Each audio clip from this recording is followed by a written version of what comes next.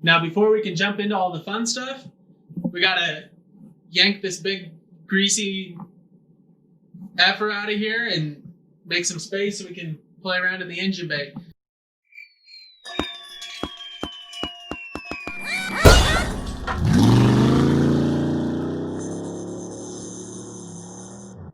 Welcome to Brax Builds. We're in my small garage right here in Utah. I want to introduce you to my 1966 Scout 80. Last year that they built the folding windshield, so luckily got that bad boy on here. Got a couple updated parts, as you can see here in the engine bay.